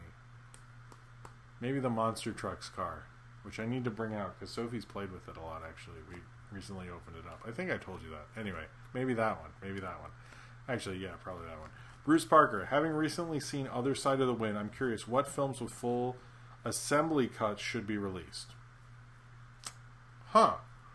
Well, I guess I just did the Spielberg thing. Firelight, I think that should be released. A lot of Orson Welles stuff, probably. I mean, that had to be fixed. It wasn't like a cut that was done. They had to, like, use CG and spend money. Films that are almost done that, like, we have, I would say there may be scenes like the Shining scene. Assembly cuts. Wow. Maybe Kingdom of the Sun, if they have a complete... Yeah, whatever cut they have that they screened at the Sweatbox thing, they should release that. I'm going to go with that because I can't think of something else. Not plausible. Any thoughts on the Infinity Train trailer at the end of the panel? Also looking forward to your Book 3 episode reviews. I think I talked about the trailer. I really liked the trailer. I thought it was really cool. I like the potential in it. I like the idea that, like, someone's number isn't moving. Like, that's an interesting idea. Like, what if they're just permanently stuck in the train? Maybe they're not a passenger, possibly? I don't know. They didn't have passenger in the trailer. Passenger should always be on the trailer. Zane Powers, thoughts on the perfect launch on HBO Max? I would say, well, I guess of HBO, I would say the perfect one would be similar to Disney Plus, where it was on Roku, on Amazon Fire Stick, or at least a week later on one of them. And that would be the perfect launch. I would say if I'm able to actually watch it on my TV without all the nonsense, that would be what it is. Question, will I remember you? Will you remember me? I hope so, Zane Powers. Not plausible. What's your favorite candy at the movie theaters? I'm a big Reese's Pieces person, actually. Cornbread asks, will you be uploading the short reviews as individual videos or one longer CNN Shorts video? I was planning on making those. Thank you for I was going to bring this up at the end of the show. I was planning on releasing those throughout the week as separate videos. I thought maybe... I'm sort of happy with what I said, so I think they'll be separate videos. I think it's Sunday is Beetle and Bean, Monday's movie review vote, Tuesday is Trick Moon, and Wednesday is the Wonderful Wiggets. Whatever. That's my plan right now. That's my upload schedule. And then, yeah, that's what I think I'm going to do. I also want to work on other stuff while those go out, so that's part of the reason. But anyway, yeah, that's the plan. But thank you for asking, Cornbread. Nathaniel Fogo, what's the funniest experience you had at a movie theater? I would say the audience rejecting The Devil Inside remains up there. Ace the Windrider, have you ever created a snack or drink that you believe is delicious and others should try? I mix orange soda and root beer, and I can call it Splat, and it's pretty good. If you have those Coke machines where you can pick the sodas and stuff, I often do cherry 7-Up and cherry Dr. Pepper, and I love that. If I can do that again, that would be amazing. Jordan Bouchard, have you read Watchmen or seen the HBO show? I have done both those things. I have not read it in a long time. I really but I remember liking it when I read it before there was a movie in the 90s, and I think I read it in the 2000s once a while ago. And I like the HBO show a lot, actually. I was surprised how much I like that. Question from Mandela Butterfly, what media crossover do you want? I wouldn't mind if in Infinity Train they go in a car and it's like either a regular show or like it's a Cartoon Network show in one of the cars, and they have I think that would be cool. But make it a separate episode. Don't mess with my Infinity Train continuity.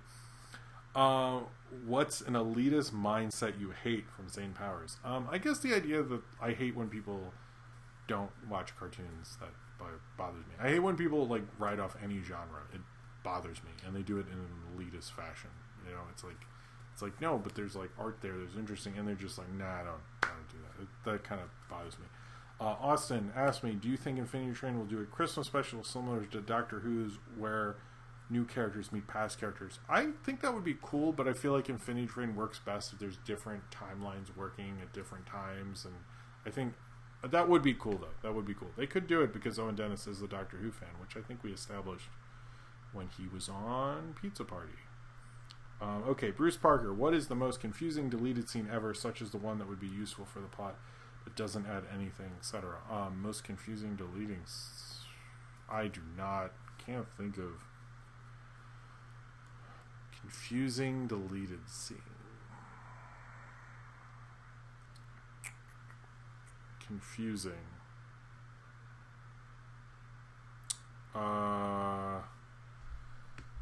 Confusing deleted scene. I don't know. Ask me again next time. How about that? Oh, I have a super chat. I should probably...